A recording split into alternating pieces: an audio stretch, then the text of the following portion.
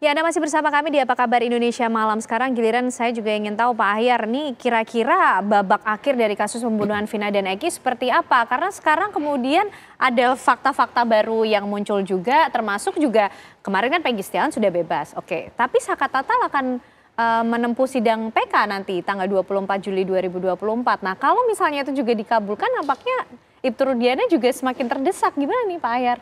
Iya, tergantung sejauh mana ada suatu perbuatan tindak pidana dilakukan oleh Pak Rudiana tentunya. Kalau tidak ada, tentu nggak bisa akan diproses. Kalau ada, tentu juga siapapun ada azas prinsip equality before the law. Semua orang sama di mata hukum. Itulah yang akan dicari nanti khusus terhadap laporan pihak pengacara terhadap Pak Rudiana. Ini peristiwa pidana apa bukan? Yeah. Itu akan dilihat nanti. Kalau ada itu peristiwa pidana, nanti akan dicari mana alat buktinya dan betulkah Pak Rudiana pelakunya. Jadi ini masih panjang perjalanan. Tentu pihak polisi siapapun yang akan melapor memang berkewajiban untuk menerima laporan. Yeah. Tentu laporan itu tidak serta-merta langsung akan disampai ke penyidikan. Ada proses penyelidikan dahulu. Ada lagi proses nanti akan gelar perkara. Betulkah ini tidak pidana atau bukan? Siapa pelakunya akan dicari. Nah, jadi masih panjang di situ. Kemudian sidang tanggal 24 Saka Tatal akan digelar di Cirebon apa di Bandung? Cirebon ya. Kita lihat nanti apakah permohonan PK dari Saka Tatal ini akan dikabulkan atau tidak. Kalaulah kiranya nanti ditolak, tentu tetap berlaku katakan Bung Fitra tadi, keputusan yang sudah inkrah yang diputus tahun 2017 itu. Okay.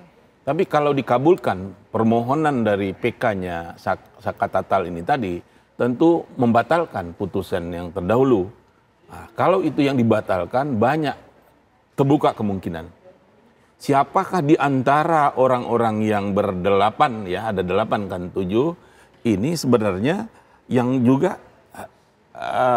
bukan pelaku atau siapa yang ada pelaku nggak di sana. Juga nggak akan otomatis, tentu akan dilihat juga nanti. Karena yang mengajukan PK sekarang kan baru Saka Tatal. Kalau yang lain kan belum melangkah ke sana. Bung Jotek tadi mengatakan ini kan baru melaporkan. Ini menarik menurut saya. Ini paling kompleks jika dibandingkan dengan kasus Jessica, kasus Pak Sambo. Ini lebih kompleks persoalan ini dari kasus-kasus itu. Dan tentu polisi harus mengikuti setiap pengaduan masyarakat, memproses tentunya kalau itu memenuhi persyaratan. Sehingga jelaslah nanti ujungnya itu akan jelas nanti. Tapi butuh waktu dan kesabaran kita. Oleh karena itu masyarakat ikutilah. Karena ini kan pendekar-pendekar hukum yang luar biasa. Bung Fitra, ya, ada Pak Hotman di situ, kelompok yang lain, ada juga Bung Peradi, ya Pak Oto, CS dengan Bung Jotek, ada lagi Bung Farhad Abbas, ada lagi yang Tony CS yang di Bandung. Jadi ada lima pendekar hukum yang lagi mencari keadilan. Semuanya tentu mencari keadilan. Itu kita dukung. Keadilan itu harus ditegakkan. Katanya Fiat Justia Ruat Kulum. Keadilan harus tegakkan walaupun esok hari bumi langit itu akan runtuh. Dan itulah tujuan hukum yang hakiki. Katakanlah di mana cari pengadilan, tentu tempat di pengadilan. Pengadilan itu ada sistem peradilan pidana. Ada tahap penyidikan, nanti ada tahap penuntutan, ada tahap persidangan, ada tahap pelaksanaan. Ada semua exit di situ. Bisa nanti SP3 kalaupun dilakukan. Lanjutnya bisa SKP2, polisi juga penuntut umum bisa menghentikan.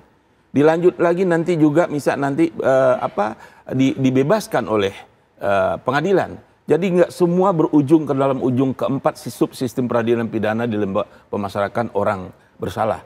Ada 3 kemungkinan terhadap putusan pengadilan. Pertama, 191 ayat 1 KUHP kita, orang itu akan dibebaskan. Firisprah, tidak terbukti unsur bestandil delik yang ada di dalam unsur pasalnya. Nggak terbukti orang, dia akan bebas.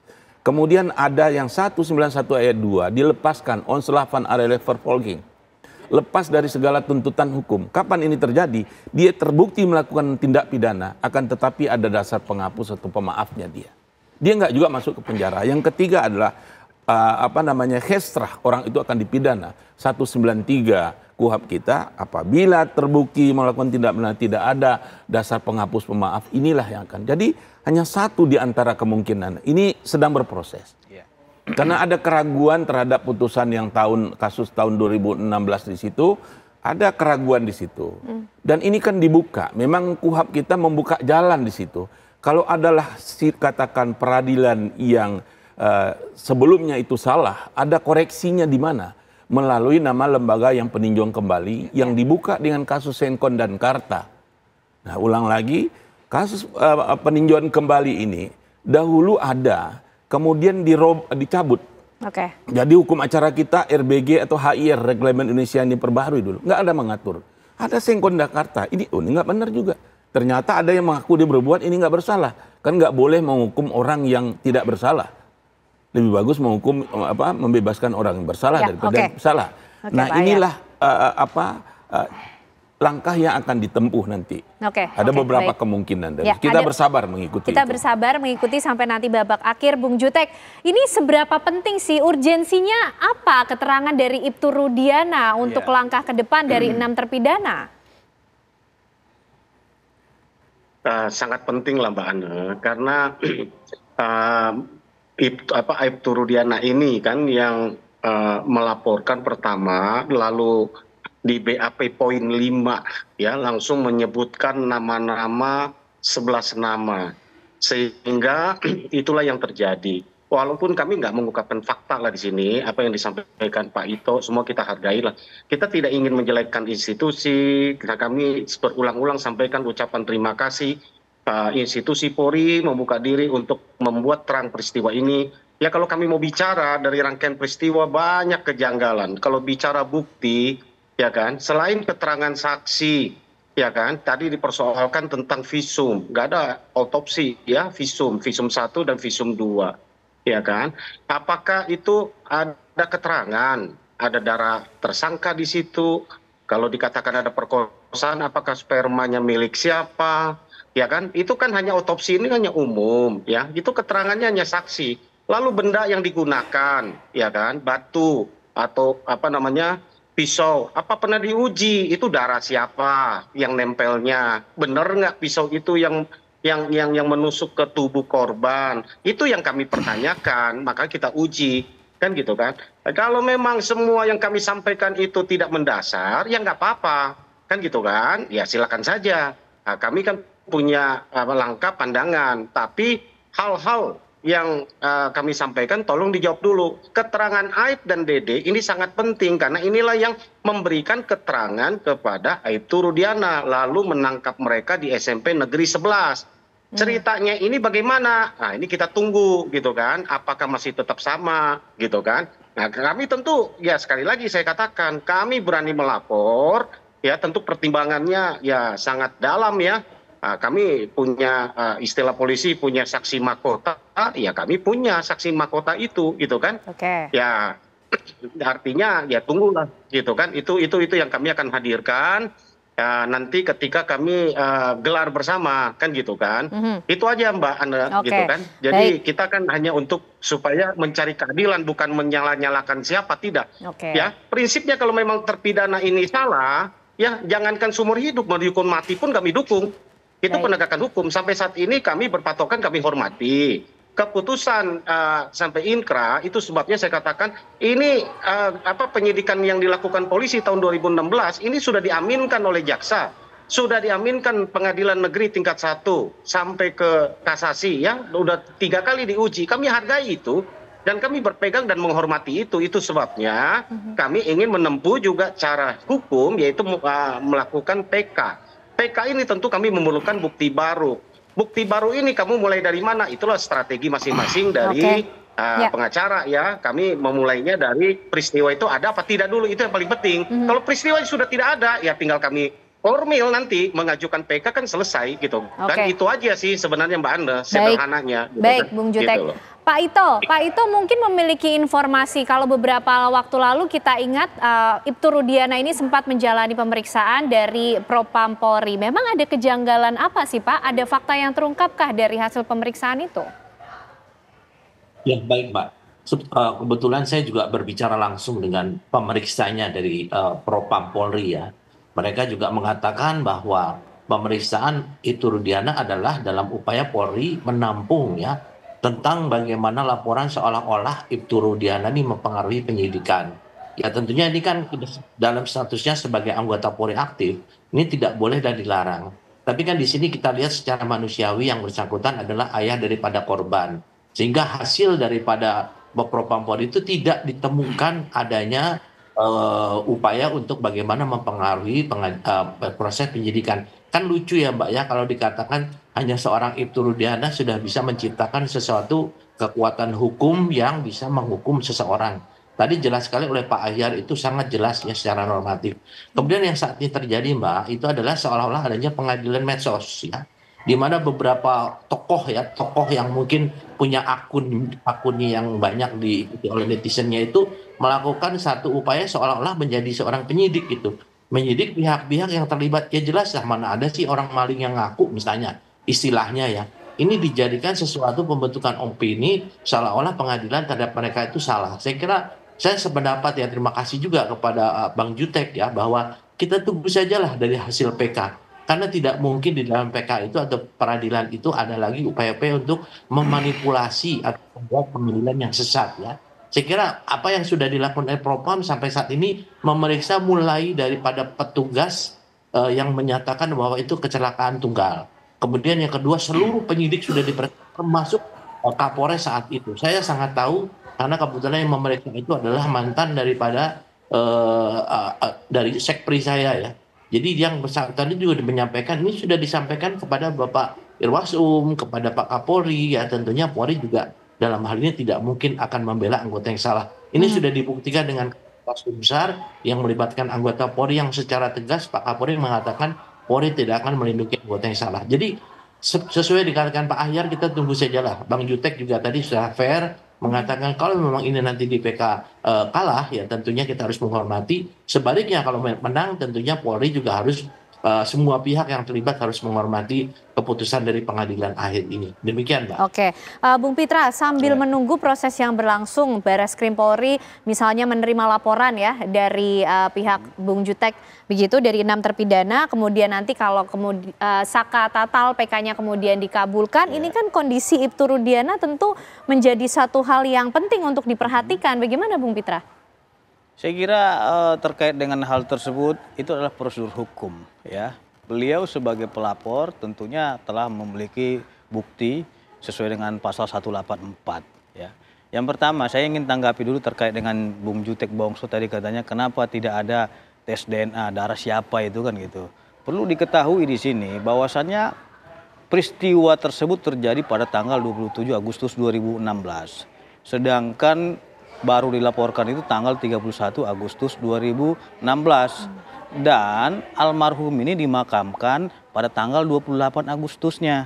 Jadi sudah ada jeda 4 hari di sini. Bagaimana mungkin mereka mau melakukan pengungkapan mikroepiden orangnya sudah dikebumikan.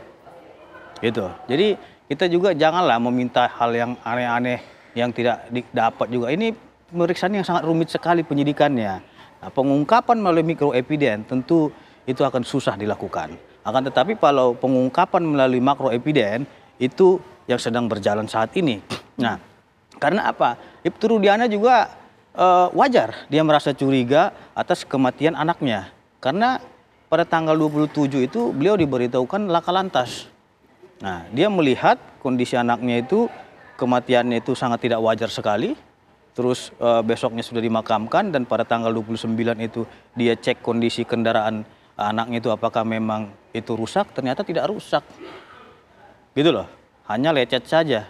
Nah sehingga dengan naluri insting daripada beliau sebagai anggota polisi, tentunya mendalami itu hal yang wajar. Jangankan polisi, masyarakat saja kalau memang anaknya meninggal itu pasti akan melakukan pendalaman. Ini apalagi seorang anggota polisi gitu loh. Bayangkan Mbak, apabila ini terjadi pada keluarga kita, anak kita sendiri yang meninggal dunia seperti ini. tentu kita nggak akan terima itu, gitu loh. Karena yang utama di dalam kehidupan ini adalah keluarga. Itu yang harus dijaga. Wajib dia melindungi itu. Oke. Terkait dengan kenapa tidak ada tes DNA, tidak ada sidik jari di batu, karena itu tidak mungkin dilakukan untuk mikro eviden. Karena juga nggak tahu itu ternyata pembunuhan berencana. Setelah dilaporkan, ya. Dan tolong ingat, bukan dari Rudiana yang 11 orang ini. Nama-nama yang 11 orang ini, saya udah tanya langsung Pak Rudiana. Nama-nama yang 11 orang ini dari keterangan Jaya dan Sudirman. Itu ditanya beliau pada waktu tanggal 31 itu. Nah, siapa yang melakukan ini? Disebutlah nama-namanya ini sehingga muncul 11. Nama ini, teman ini. Oke, sehingga dia buat laporan polisi. Oke. Tapi itu. begini, Jadi, Bu Pitra. dan dia bukan penyidik juga di situ. Oke. Penyidik ada dari Serse. Laporannya poinnya tidak hanya pada dugaan keterangan yang salah yang disampaikan oleh Ibtu Rudiana, tapi juga mengenai adanya dugaan penyiksaan terhadap 6 narapidana ini dari Ibtu Rudiana. Seperti apa? Itu Bung sudah Pitra? terjawab. Tim asistensi telah turun memeriksa itu. Propam Polri, Bareskrim, dan Itwasum juga telah memeriksa Bapak Ibtu Rudiana. Hasilnya di Pisumas Mabes Polri melalui Pak Sandi menyampaikan tidak ada pelanggaran yang dilakukan oleh Bapak Ibtu Rudiana. Ya, sehingga ini sudah clear. Nah, kalaupun ini mau buat laporan polisi teman-teman, itu hak hukum mereka, silakan saja. Akan tetapi harus kita hormati juga dong kinerja daripada pihak kepolisian. Jangan juga kita tidak percaya. Pertama ini saya juga bingung terhadap rekan-rekan ini. Mereka dulu itu, percaya kita serahkan sepenuhnya kepada polisi. Tiba-tiba diperiksa daripada tim asistensi, dari Propam, dari Itwasum dan Bareskrim menyatakan tidak ada pelanggaran. Banyak yang kecewa, keberatan. Mau mereka ini apa? Jangan dipaksakan juga Ibtu Rudiana ini pelaku kejahatan. Tidak boleh, beliau ini adalah korban. Esensinya harus kita jaga itu. Beliau adalah korban. Kalau beliau tidak laporkan itu, ini tidak akan terungkap. Makanya saya bilang dari kemarin, Ibtu Rudiana ini semestinya harus diberikan penghargaan. Karena dia bisa membuktikan adanya dugaan pembunuhan ini. Bung Jutek menanggapi yang disampaikan Bung Pitra seperti apa nih? Gini Mbak Ane, saya tidak ingin menanggapi apa yang disampaikan Bung Pitra. Saya hanya ingin menyampaikan ya bahwa biarlah kita hargai semua langkah-langkah hukum dari semua penasihat hukum. Ya silakan dari Bung Pitra melakukan nasihat hukum kepada kliennya. Kami juga kepada klien kami, kepada Langka, tentu kita punya tujuan yang sama untuk menegakkan keadilan dan mencari keadilan bagi kedua belah pihak, ya, baik kepada korban dalam hal ini Rudiana maupun kepada klien kami bila mana dia tidak bersalah. Kita juga nggak boleh memaksakan kalau memang ternyata mereka ini tidak bersalah dan bukan mereka pelakunya dan terus mereka harus mendekam seumur hidup sampai mati di penjara. Siapa yang harus bertanggung jawab? Kami sebagai penegak hukum ketika melihat ada kejanggalan ini tentu kami ingin membantu. Ya tentu ya artinya nggak boleh ada yang dikorbankan, saya setuju. Penegakan hukum ini harus berkeadilan buat semua. Ya kan itu tujuan hukum kan keadilan. Ya saya pikir kita sudah paham semua. Ya saya pikir ini bukan forumnya untuk kita berdebat tentang saksi bukti. Kami hanya menyampaikan karena Bung Jutek sudah melaporkan korban. Dan itu harus kita perdebatkan. Kenapa harus dilaporkan korban ini? Ini saya melihat ini playing victim gitu loh. Karena sudah ada putusan pengadilan. Kalau seumpamanya mau dilaporkan, laporkan saja. Nggak usah keluar-keluar gitu loh. Ini yang membuat paradigma kita sehingga membangun opini masyarakat korban ini adalah pelaku kriminal gitu. Nggak boleh kayak gitu Pak. Kita harus mendunung tinggal seperduga tidak bersalah. Silakan laporkan, silakan. Tapi jangan usah umbar-umbar pelaku penganiayaan, penyiksaan dan lain-lain. Ini mencoreng harkat dan martabat seseorang loh. Apalagi beliau ini seorang anggota polisi aktif, tentunya beliau itu sangat hormat kepada institusi dan jajaran kepolisian. Gitu. Jadi bukan masalah perdebatannya karena saudara telah melaporkan korban.